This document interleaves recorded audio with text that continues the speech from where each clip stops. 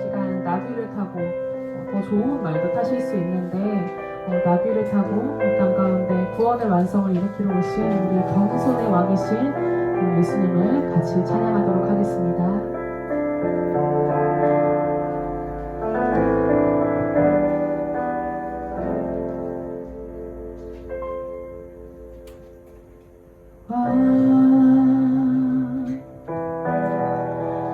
겸손의 왕 평범한 목수의 아들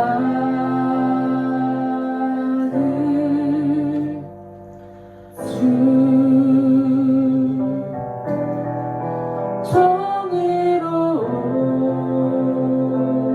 정의로우신 죄인을 섬기신 창조주. 다시 한번 왕 겸손의 왕 겸손의 왕 평범한 목수의 아들 주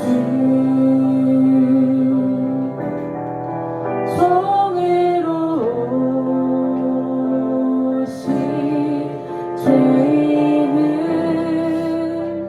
섬기신 창조주. 주의 손 거친 못이 찔렸고 주의 발 갈고리 오르셨네. 모든 것 내어주신 주님 우리의 발을 씻겼네. 주가 싫어 거역한 우릴 위해 고통 당했네.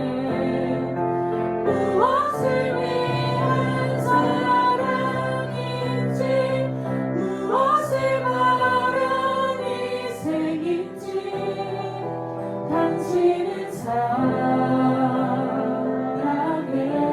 눈먼 주님.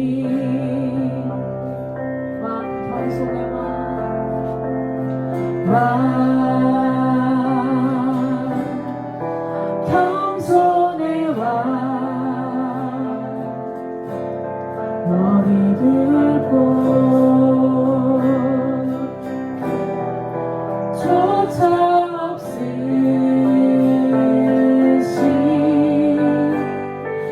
주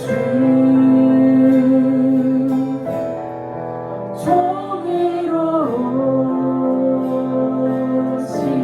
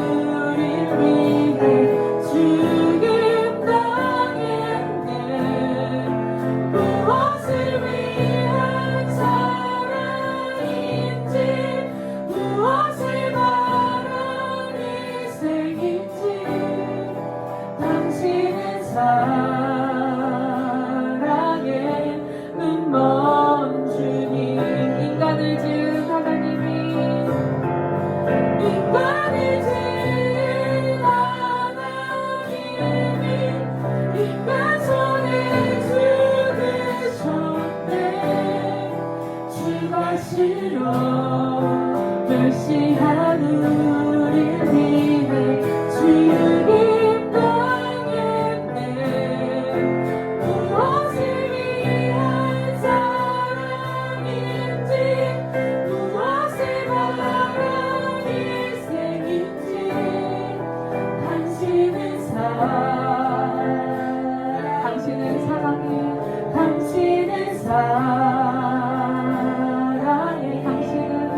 당신은 사랑해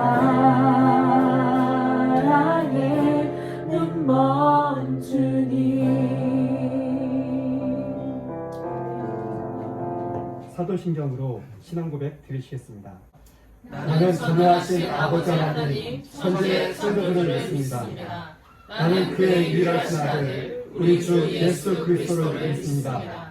그는 성령으로 잉태되어 동정녀 아래에 나시고 본디오 빌라도에게 고난을 받아 십자가에 못 박혀 죽으시고 장사된 지 4일 만에 죽으다 가운데서 다시 살아나셨으며 하늘에 오르시어 전능하신 아버지 하나님 우편에 앉아계시다가 거기로부터 살아있는 자와 죽은 자를 심판하러 오십니다.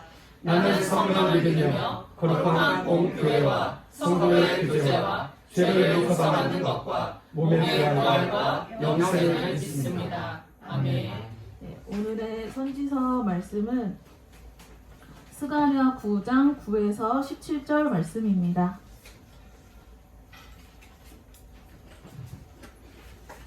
시온에 따라 크게 기뻐할지어다. 예루살렘에 따라 즐거이 부를지어다. 보라, 내 왕이 내게 임하시나니 그는 공의로우시며 구원을 베푸시며 겸손하여서 나귀를 타시나니 나귀의 작은 것 곧 나귀 새끼니라. 내가 에프라임의 병거와 예루살렘의 말을 끊겠고 정쟁하는 팔도 끊으리니 그가 이방 사람에게 화평을 전할 것이요 그의 통치는 바다에서 바다까지 이르고 유브라데 강에서 땅끝까지 이르리라. 또 너로 말할진대 내 언약의 피로 말미암아 내가 내 갇힌 자들을 물 없는 구덩이에서 놓았나니 갇혀있으나 소망을 품은 자들아 너희는 요새로 돌아올지니라. 내가 오늘도 이르노라. 내가 내게 갑절이나 갚을 것이라. 내가 유다를 당긴 활로 삼고 에브라임을 끼운 화살로 삼았으니 시온아 내가 내 자식들을 일으켜 헬라 자식들을 치게 하며 너를 용사의 칼과 같게 하리라.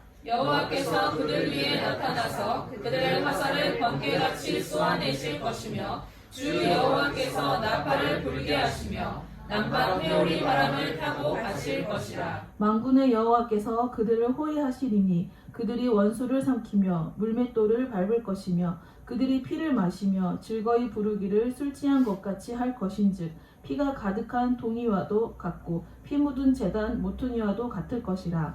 이날에 그들의 하나님 여호와께서 그들을 자기 백성의 양떼같이 구원하시리니 그들이 왕관의 보석같이 여호와의 땅에 빛나리로다. 그의 형통함과 그의 아름다움이 어찌 그리 큰지 곡식은 청년을 새 포도주는 청년을 강건하게 하리라. 아멘. 복음서 교독하겠습니다. 교독하실 말씀은 마태복음 21장 1절에서 11절 말씀입니다. 찾으셨으면 읽겠습니다. 그들이 예루살렘에 가까이 가서 감람산 벳바게에 이르렀을 때에 예수께서 두 제자를 보내시며 이르시되 너희는 맞은편 마을로 가라. 그리하면 곧 메인 나귀와 나귀 새끼가 함께 있는 것을 보리니 풀어 내게로 끌고 오라.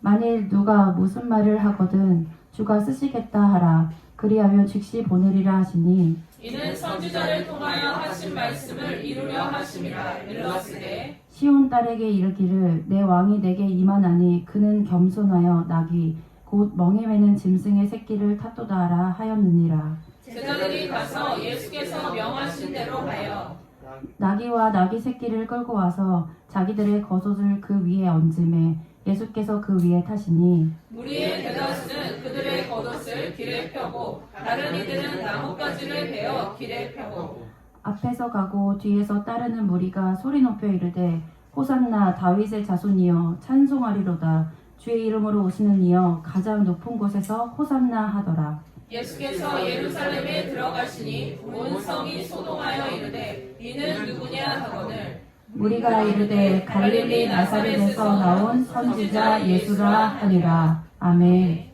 네, 우리는 오늘 우리 왕을 맞으십시오 라는 주제로 함께 하나님 말씀 나누도록 하겠습니다.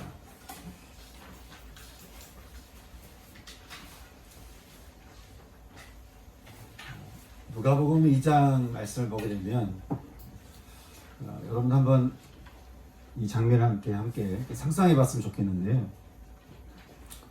베들레헴이란 다윗 동네에 이제 한 커플이 겨우 머물 곳을 구해서 들어간 곳이 어디였죠? 네, 말구이였죠. 말구. 그날 밤에 베들레헴 들판에서 양떼를 지키던 목자들이 이렇게 옹기종이 모이고 있었는데 한번 상상을 해보세요. 갑자기 이렇게 옹기종이 모여서 양떼를 지키고 있는데 갑자기 하늘에서 자기들에게 빛이 쫙 비치는 거예요. 밤중에. 거기에 요즘처럼 무슨 비치는 것도 아닌데 빛이 쫙 비치는 거죠. 거기에 주의 사자가 빛 가운데 딱 서 있어서 있는데 그의 빛의 영광이 목자들과 그 땅을 이렇게 두루 쫙 비추고 있다는 거예요.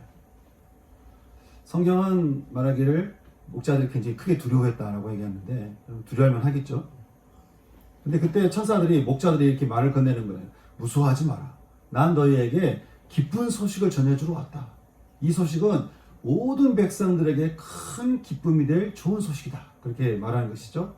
그래서 말하기를 오늘 밤에 다윗의 동네에서 너희를 위한 구원자가 나셨으니 그분이 바로 너희의 아도나이, 너희의 주인 되는 그리스도라고 하는 거예요.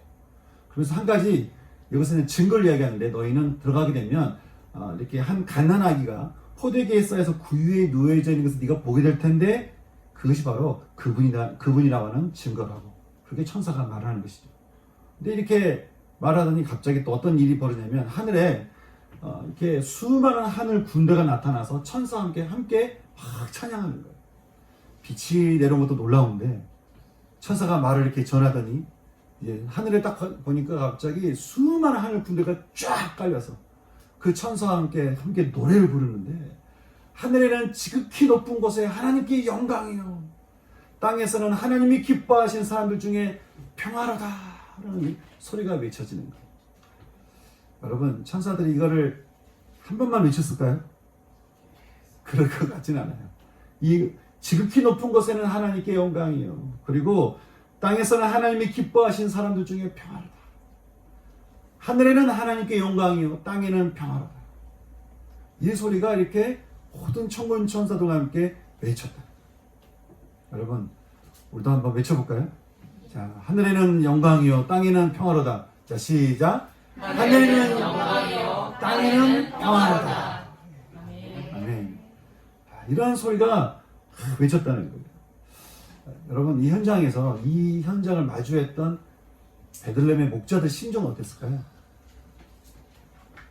얼마나 놀라웠겠습니까?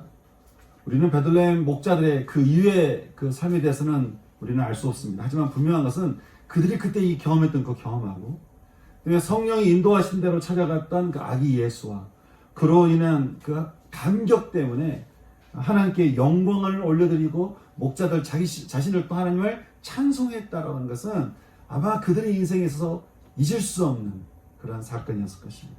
여러분 이런 영광을 목자들만 누린 게 아니었죠. 성경을 보게 되면 이런 영광이 곳곳에 등장합니다. 밤새도록 그렇게 빈낚시를 하고 돌아왔던 자신들에게 어떤 한 분이 찾아오시는데 나중에 그분을 보니까 하나님인 거예요. 또 사람들에게 무시당하면서 살던 근데 그런 자신들의 인생을 회복시켜 주신 분이 메시아인 줄 알게 되었던 세리마태와 그리고 세리장 삭개오, 또 간음하다가 잡혀 죽게 된 자신을 용서해 주신 분이 그리스도라는 사실을 알게 되었던 한 여인. 좋은 선지자로만 생각하다가 아니 죽었던 오라비 나사로를 이렇게 살리신 것을 보고 또 나중에 그분 역시 3일 만에 부활하신 것을 보면서 우리가 알던 그분이 부활의 예수라는 사실을 알게 되었던 마리아와 마르다. 그리고 여러분 그런 우리 인생에도 찾아와 주신 예수 그리스도. 여러분 우리 가운데 이 분이 이 예수 그리스도가 우리에게도 찾아올 거라고 우리가 상상했겠습니까?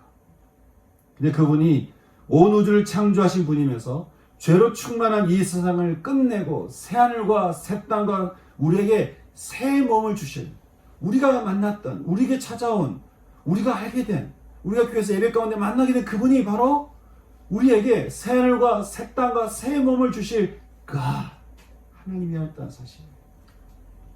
여러분, 이 놀라운 사실을 우리가 어떻게 스스로 알 수 있었겠습니까? 그분이 찾아오셨기 때문에 우리가 아는 것이고, 그분이 우리를 만나 주셨기 때문에 우리가 알 수 있는 것이죠. 만약에 그분이 우리를 찾아오지 않으셨다 한다면, 만약 그분이 어둠 속에 있던 우리의 삶에 개입하셔서 우리가 아직 연약할 때에, 우리가 아직 죄인 되었을 때에, 우리가 참 원수 되었을 때에, 그때라도 우리를 찾아오셔서 당신의 피로 우리 죄를 씻으시고 하나님과 화목하게 해주지 않으셨다면 여러분, 우리가 어떻게 주님이 주시는 그 영생의 기쁨과 즐거움을 우리가 누릴 수 있겠습니까?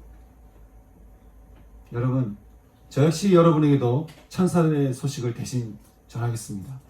여러분, 오늘 우리 동네에도 우리를 위하여 구주가 오셨으니, 여러분, 그분이 바로 우리 왕 예수 그리스도이십니다.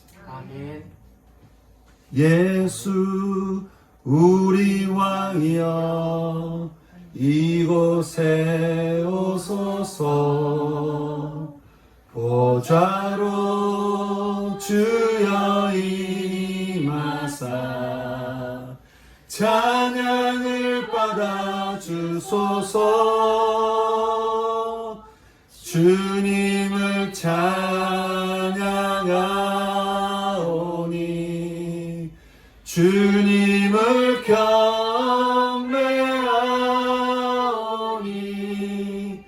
왕이신 예수여 오셔서 좌정하사 다스리소서.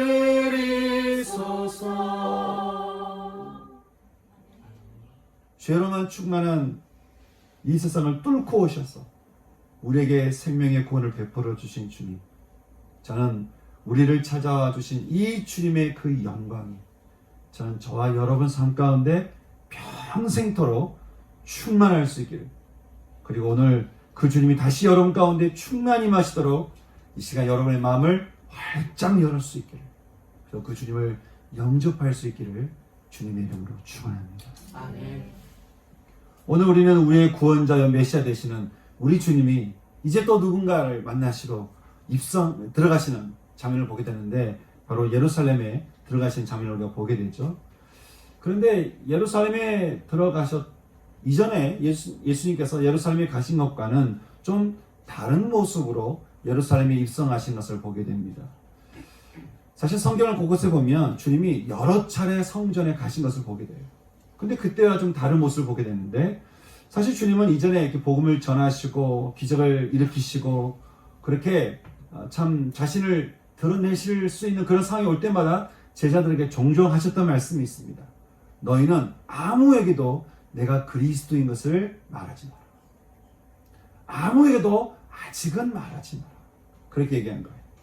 그런데 이제는 이 땅에 오셔야만 했던 이유, 우리를 위한 대속의 길, 그 십자가의 길을 가기 위해서 이제 주님이 온 세상 앞에 자신을 이렇게 드러내시게 되는데, 어떻게 자신을 드러내셨을까? 먼저는 예루살렘 가까이 갈림산 벳박에 도착하자 두 제자를 먼저 이렇게 보내시게 되죠.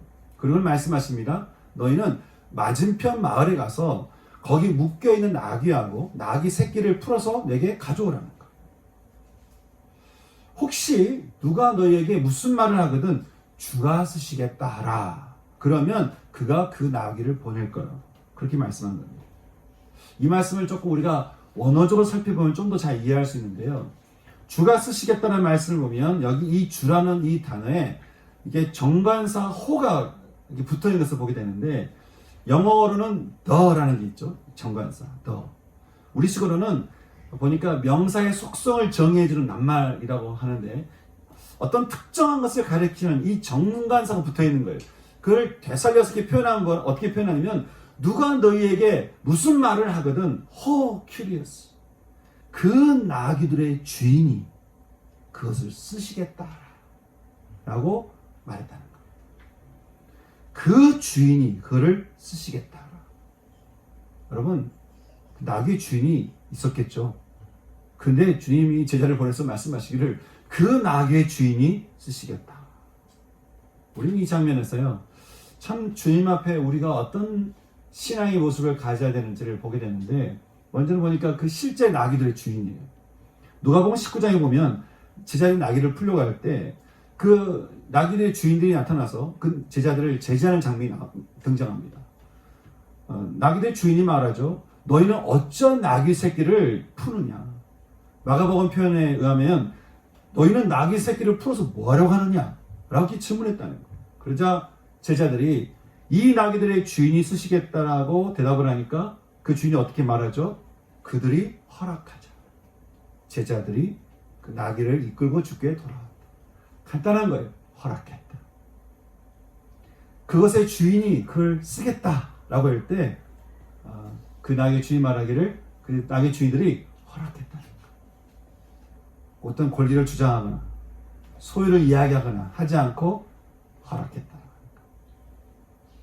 우리는 원래 그 주인들이 어떤 사람들인지는 우리는 알 수 없습니다. 하지만 분명한 것은 그들의 소유를 주가 쓰시겠다는 소리를 그들이 들었고 그들이 그것을 순종했다. 또 볼 수 있는 게 주님의 제자들이죠. 여러분, 만약에 주님이 자, 너 맞은편 마을에 가서 나귀하고 나귀 새끼를 끌고 와라. 그렇게 이야기를 만약에 주님을 모르거나 주님을 알아도 따르지 않는 사람들에게 이야기를 했다고 한다면 여러분 그 사람들이 어떻게 반응을 했을까요? 만약 주님이 상식적으로는 이해되지 않아도 여러분들에게도 어떤 뭔가를 말씀을 통해서 자, 참 이해할 수 없는 어떤 말씀을 하신다고 한다면 여러분들은 또 어떻게 반응하실 것 같습니까?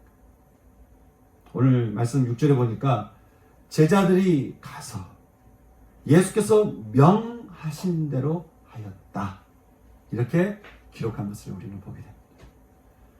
말씀하셨으니 그들이 가서 예수께서 명하신 대로 하였다.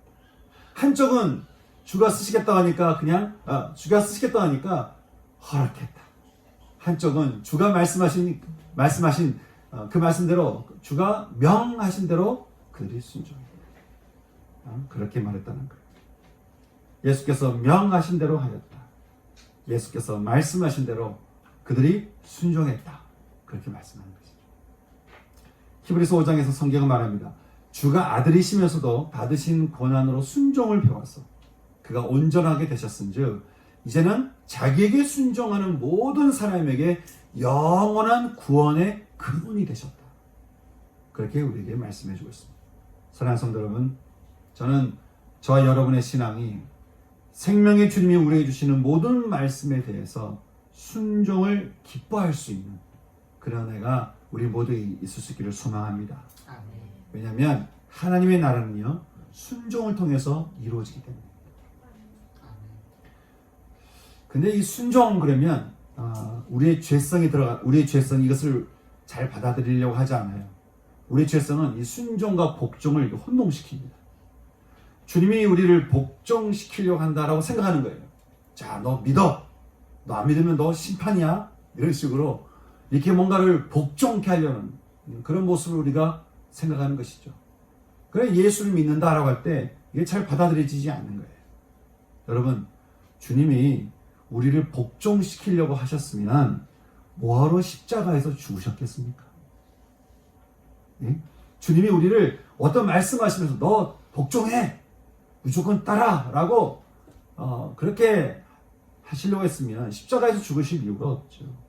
주님은 우리를 향한 하나님의 사랑을 확증하기 위해서 십자가에서 죽음으로 주님은 순종하셨죠. 그 십자가의 순종으로 여러분 얼마나 많은 사람들이 구원을 얻었습니까? 여러분 하나님께 순종한다는 게 그렇습니다. 우리가 주님 앞에 순종할 때요 능력의 하나님께서 우리 가운데서 못하실 일이 없는 것입니다. 그 현장이 베들레헴 마국간에서 메시아를 만난 목자들에게 일어난 일이었고 이제 보게 될 예루살렘에서 일어날 일인 것인데요. 제자들이 예수께서 명하신 대로 가서 나귀 새끼들을 풀어서 데려왔고 사람들은 나귀 새끼들 주님께 내어드렸습니다. 그렇게 나귀를 끌고 주님께 오자 제자들이 자신들의 겉옷을 나귀 위에 얹어두게 되죠. 여러분, 제자들이 옷을 이렇게 나귀 위에 이렇게 옷을 이렇게 얹어뒀다. 여러분, 그런 행위는 어떤 의미일까? 우리는 열왕기하 9장에 보면요, 이 장면이 당시 유대인들에게는 그냥 보통 있을 수 없는 굉장히 큰 의미가 담겨져 있다는 것을 보게 되는데, 그 장면이 이렇습니다. 열왕기 9장에서 선지자 엘리사가 등장하는데, 그때 엘리사가 딱 등장해서 군대 장관, 북이스라엘의 군대 장관 예후를 만나는 장면을 보게 됩니다. 그때 이 엘리사가 예후를 향해서 그렇게 말하죠. 하나님께서 당신을 북이스라엘의 왕 아합을 치라고 명령하셨습니다. 그러면서 그를 왕으로 기름을 붓는데, 나중에 사람들이 와가지고 묻는 거예요. 아니, 도대체 엘리사 선지자가 와서 무슨 얘기를 했냐는 것이죠. 그러니까 이 예후가 말하기를 엘리사가 자기에게 기름을 부었다, 그렇게 얘기를 하니까 그 얘기를 듣자마자 성경은 말하기를 무리가 각각 급히 자신들의 겉옷을 벗어서 그 앞에 이렇게 밑에 딱 깔고는 나팔을 불며 외치기를 예후는 왕이다, 예후는 왕이다 라고 외쳤다. 여러분, 그러니 이제 나귀니까 좀 폼은 안 나지만 그 나귀 위에 주님이 타실 때 제자들이 자신의 겉옷을 이렇게 얹어놓고 그들이 어떤 마음을 가졌다는 거예요? 그리고 예루살렘에 가는 길에서 많은 무리들 역시 자신들의 겉옷을 걷어서 이렇게 주님이 오시는 그 길 위에 다 뿌렸다 라고 하는 것은 여러분 어떤 것을 의미하는 것입니까? 그들이 주님을 어떤 분으로 인식했다는 거예요? 바로 왕입니다. 왕으로 인식했다. 근데 겉옷만 펼친 게 아니었죠. 거기에 종려나무를 가지를 베어서 길에 이렇게 폈다라고 하는데, 우리는 비슷한 장면을 요한계시록 7장 9절에서 볼 수 있는데요. 승리의 어린 양이 임재하실 때 주를 믿는 각 나라와 족속들 그 셀 수 없는 무리가 나와서 흰 옷을 입고는 손에 종려나무를 가지를 들고서 어린 양 앞에 외치기를 구원하심이 보좌에 앉으신 우리 하나님과 어린 양께 있도다 라고 외쳤다. 구원하심이 보좌에 앉으신 우리 하나님과 어린 양께 있도다. 구원하심이 보좌에 앉으신 우리 하나님과 어린 양께 있도다. 그럼 이를 어떻게 외쳤다고요? 다 종려나무 가지를. 왜냐하면 당시에 이 종려나무는 왕이나 승리한 장군이 입성을 할 때, 그때 보통 백성들이 했던 것이 이 종려나무 가지를 들거나 밑에 깔거나 해서 이렇게 맞이했던, 그것 때문에 이렇게 종려나무 가지를 들었다라고 표현한 것이죠. 그러니 여러분, 함께 있던 제자들은 물론이거니와 옆에 있던 수많은 백성들이 그 나귀에 앉으신 분이 어떤 분인지를 어떤 분이라고 생각했다는 거예요. 그분이 바로 왕이시요 또 메시아라고 생각했다는 거예요. 주님이 메시아 되심을 마침내 이렇게 드러내시기를 이렇게 나귀를 타고 등장하시게 되는데요. 주님이 뭐 100마리를 타신 게 아니고 나귀를 타신 데는 이유가 있어요. 그것은 바로 이미 구약에서 선지자를 통해서 이렇게 언약을 하셨기 때문에 그런 것인데, 유대인들에게 글을 썼던 마태, 우리 마태복음은 항상 유대인들에게 쓴 편지이기 때문에 뭐 어떤 사건을 이야기할 때마다 항상 습관적으로 하는 게 있죠. 기록되었으되, 구약에 있는 이야기를 끌고 오는 거예요. 그래야 유대인들이 이해하기가 쉬우니까. 그래서 마태가 이 구약에 있는 성경을 끌고 온 말씀이 있어요. 끌고 온 말씀이 바로 오늘 우리가 함께 읽었던 성시교도 읽었던 스가랴 9장 말씀인데, 그 스가랴 9장에서 그렇게 이야기합니다. 시온에 따라 크게 기뻐할지어다. 여기 시온이라는 말은 저 뒤에 시온이 아니라 우리 예루살렘을 뜻하는 것이죠. 시온 하면 예루살렘입니다. 예루살렘 성. 다윗이 BC 천년경에 엽수 사람들에게 빼앗은 성을 말하는데, 근데 여기 지역명에다가 딸이라는 단어를 딱 붙이잖아요. 그럼 어떤 말이냐면 그곳의 백성들, 그 땅의 사람들이라는 뜻을 우리에게 이야기를 해준다고 하는 거예요. 다시 말해서 이 말은 예루살렘의 백성들아 크게 기뻐할지어다 라고 하는 말이라고 하는 거예요. 여러분, 왜 기뻐하라고 했을까요? 말하기를, 보라 너의 왕이 너에게 임하시나니 그는 겸손하여 나귀 곧 멍에 매는 짐승의 새끼를 탔도다 라고 노래하는 것이죠. 여러분, 이 말씀을 막상 들었던 스가랴 시대의 백성들은 좀 의아할 수 있어요. 왜냐하면 스가랴 활동이 된 시대는 이미 이스라엘이 다 망한 뒤에, 이미 나라는 망하고 다윗의 후손들은 다 포로 다 끌려갔고 아무것도 없어요. 그 빈터, 광활한 그 터에 그것을 향해서 말씀하시기를 왕이 난다는 거예요. 왕이 난다는 것이다. 이미 하나님께서는 왕이 난다는 이야기를 계속 하고 계셨죠. 미가서 2장 13절 말씀 보니까 하나님께로 가는 길을 여는 왕이 나올 것이다 말씀하셨고요. 이사야서 32장 1절 말씀 보면, 보라 장차 한 왕이 공의로 통치할 것인데 이는 한 아기가 우리에게서 낳고 한 아들을 우리에게 주신 바 되었는데 그는 평강의 왕이라. 다윗의 왕자와 그의 나라에 군림하여 그 나라를 굳게 세우고 영원히 정의와 공의로 그 나라를 보존할 것인데 만군의 여호와의 열심히 이것을 반드시 이룰 거라.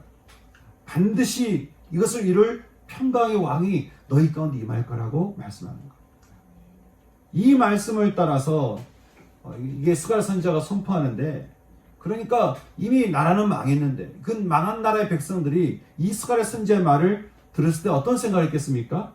나라는 망했지만 하나님께서 다시 우리에게 왕을 주실 거예요. 하나님 우리에게 왕을 주실 것이다. 그리고 그 왕을 통해 우리에게 기쁨을 줄 것이다. 우리 온 나라에, 온 세상에 기쁨을 줄 것이다. 모든 어두움과 모든 슬픔과 모든 아픔과 모든 고통을 사라지게 하는 그 영원한 기쁨을 우리에게 줄 것이다. 그렇게 그들이 생각하게 됐다고 하는 것이죠. 그래서 그 말씀 이후로 그들이 계속 기다렸던 것은 우리에게 왕이 올 거라는 거예요. 왕이 올 것이다. 그런데 그는 겸손하여서 나귀 곧 멍에 매는 짐승의 새끼를 탔다라고 마치 이것을 본 것처럼 말하고 있는 우리 스가랴 선지자의 말을 보게 됩니다. 이렇게 선지자들이 예언했던 것 같이 주님은 지금 나귀 새끼를 타고는 예루살렘 성에 이제 들어가시게 되죠. 이렇게 들어가시게 되는 이 현장, 이 축제 현장에서 성경 말씀 보니까 사람들이 앞에서 가고 뒤에서 따라오는데 다들 소리를 크게 높여 외치기를 이렇게 외쳤다는 거예요. 호산나 다윗의 자손이여 찬송하리로다. 주의 이름으로 오시는 이여 가장 높은 곳에서 호산나 호산나 했다. 호산나라는 말은 우리를 구원하셔서 이런 말. 그러니까 구원의 대상으로 여기는 거예요. 구원의 대상에게 말하는 거예요. 호산나 호산나. 아무에게나 말하는 게 아니에요. 구원의 대상에게 외치는 이 표현이 호산나 호산나인 것이죠. 그러니 구원자로 지금 오고 계시는 예수를 향해서 그들이 말하기를 호산나 호산나. 또 주의 이름으로 오셨다는 말은 오늘 함께 읽은 성시기도 말씀처럼 여호와의 이름으로 오는 자가 복이 있더라고. 지금 시온의 딸들 이스라엘 백성들은 예루살렘에 들어오시는 예수 향해서 어떻게 찬양하고 있는 겁니까? 바로 호산나, 우리를 구원하실 예수 그리스도. 다윗의 자손이여 당신은 찬송을 받으시옵소서. 그렇게 찬양하며 들어갔다는 거예요. 그 사람들이 소리를 질러대니까 예루살렘의 성에 있던 사람들이 놀랐어요. 그래서 서로 묻기 시작했습니다. 야, 저가 누구냐? 아니, 이들이 말하는 저가 도대체 어떤 사람이냐? 여기서 보면 사람들이 마치 예수님을 모르는 것처럼 이야기하고 있는데, 그도 그럴 수밖에 없는 게 지금 6월절 절기 때문에 열방이 흩어졌던 유대인들이 다 왔거든요. 다 몰려들었는데 그들이 이전에 듣지 못했던 소리를 듣는 거예요. 이전에 그들이 알지 못했던 이 호산나의 소리를 이렇게 듣고 있으니까 도대체 이게 누구냐는 거예요. 그러니까 사람들이 뭐라고 얘기합니까? 그는 갈릴리 나사렛에서 나온 선지자 예수니라라고 대답했다라고 성경은 말씀하고 있는 것이죠. 여기서도 사실 원어에는 정관사가 쓰여 있는데요. 원어대로 읽어보자면 이렇습니다. 저가 누구냐? 그들이 말하기를 그는 갈릴리 나사렛에서 나온 바로 그 선지자 예수입니다. 모세가 신명기 18장 15절에서 너희 하나님 여호와께서 너희 가운데 너희 형제 중에서 너를 위하여 나와 같은 한 선지자를 일으키리니 너희는 그의 말을 들을지어다. 너희는 그의 말을 들을지어다. 라고 말했던 그 선지자. 그 선지자가 우리에게 왔다. 그들이 외쳤다고 하는 거예요. 그들이 그토록 기다려왔다. 우리의 모세가 우리에게 유언처럼 남겨주었던 바로 그 선지자. 우리가 그렇게 기다렸던 스가랴 선지자를 통해서 하나님이 말씀하셨던 그 선지자. 우리에게 구원을 베풀고 우리의 모든 어둠을 다 쫓아내고 우리를 온전케 해주실 바로 메시아. 그 메시아가 등장했다고 해요. 그러니까 온 예루살렘은 말 그대로 축제 도가니로 이렇게 빠지게 되었고요. 그렇게 예루살렘은 메시아의 영광으로 가득 차게 되었습니다. 여러분, 이처럼 당신의 백성들에게로 들어가시는 메시아 예수 그리스도. 하지만 사실은 백성들을 위해서 죽으러 들어가셨던 왕 예수 그리스도. 여러분, 이분이 이 종료주일에 예루살렘에 들어가셔서 이제 당신의 그 기쁘신 일, 구원과 은혜와 용서와 축복과 은총과 영원한 생명의 일을 행하려고 하는데 여러분은 이 자리에서 어떻게 하시겠습니까?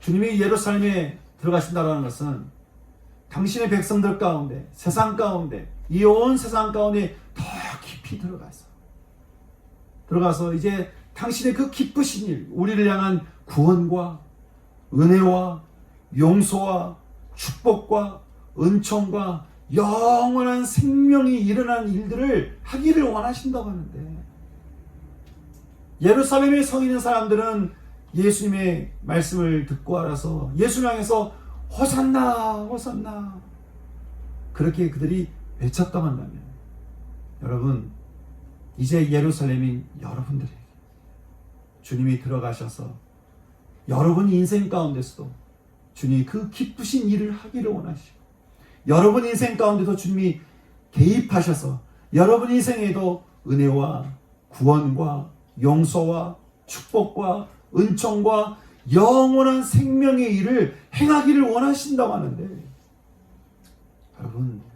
여러분은 어떻게 하시겠습니까? 여러분도 같이 이 자리에 참여하셔서 여러분도 우리 가운데 오시는 그 주님의 임재를 기뻐하면서 마음의 문을 활짝 열고, 주여 우리 가운데 임하시옵소서. 주여 내 삶 가운데 완전히 임하시옵소서. 아멘. 여러분도 같이 이 자리에서 같이 환호하며 주님을 맞이하며, 그래 주님이 여러분 가운데 임하시도록 여러분 찬양하며 여러분도 기도하지 않으시겠습니까? 저는 이 종료주일 우리를 찾아오시는 예수 그리스도, 그 메시아가 저는 저와 여러분 삶 가운데, 우리 교회 가운데 충만히 임하시도록 저는 이 시간 우리도 함께 기쁨으로 그렇게 찬양하며 기도하며 외칠 수 있는 저는 이 시간 되었으면 좋겠습니다. 아멘. 그래서 함께 우리가 찬양하고 싶은 찬양이 있는데요. 당신은 영광의 왕이라는 찬양입니다. 당신은 영광의 왕, 당신은 평강의 왕, 당신은 하늘과 땅의 주, 당신은 정의의 아들, 천사가 무릎 꿇고 예배하고 찬송하는 영원한 생명 말씀, 당신은 예수 그리스도의 주. 호산나 다윗의 자손께 호산나 불러 왕 중의 왕, 높은 하늘의 영광을 예수 주 메시아. 함께 또 이 시간에 우리 가운데 찾아오시는 주님을 우리의 마음의 문을 활짝 열고 주님을 맞이할 수 있는 시간 되기 원합니다. 찬양드리겠습니다. 당신은 영광이와 당신은 영광의 왕 당신은 평강의 왕 당신은 하늘과 땅의 주 당신은 정의의 아들 천사가 무릎 꿇고 예배하고 찬송하네 영원한 생명 당신은 예수 그리스도 주 호산나 호산나 다윗의 자손께 호산나 불러왕 중의 왕 높은 하늘에 영광을 예수 주 메시아네. 우리 다같이 일어나서 찬양드릴까요? 다시 한번 당신은 영광의 왕 당신은 평강의 왕 당신은 평강의 왕 당신은 하늘과 당신은 하늘과 땅의 주 당신은 정의의 아들 천사가 무릎 꿇고 천사가 무릎 꿇고 예배하고 찬송하네 영원한 생명과 당신은 예수 그리스도 주 당신은 예수 그리스도 주 함께 외치십시다. 호산나 다윗의 자손께 호산나 불러왕 중의 왕 높은 하늘에 영광을 예수 주 메시아네. 호산나 호산나 다윗의 자손께 호산나 불러왕 중의 왕 높은 하늘에 영광을 예수 주 메시아네.